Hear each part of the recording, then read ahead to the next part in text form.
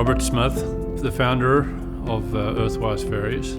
When I was 8 years old, I went to a fair with my mother, who was an entrepreneur, and came across a guy selling stuffed teddy bears. And at 8 years old, I became a seller of his on the beaches in Durban, and have always been an entrepreneur ever since.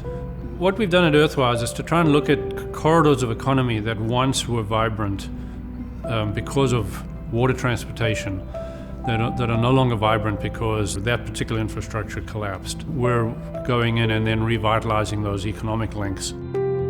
Africa's biggest problem historically is that it's embraced this notion that somehow it can't produce enough to take care of itself.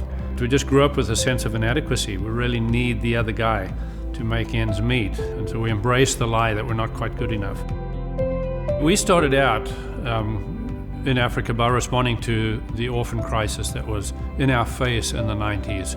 And then once we got involved in it, we realized that the crisis of raising kids was less than the crisis of what do the kids do once they're raised. A young man came to me and he looked a little disheveled, and I said, what's going on? He said, Mr. Rob, a terrible thing happened to me. I graduated from high school and I have no more reason to live. I cannot find a job.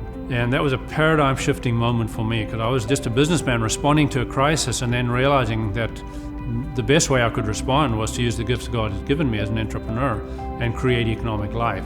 I didn't grow up thinking I could be a Christian businessman or a Christian politician or a Christian dentist, not realizing that if you love Jesus, you're in the ministry. And so that really radically changed my whole view as an African as to how I can even help Africa.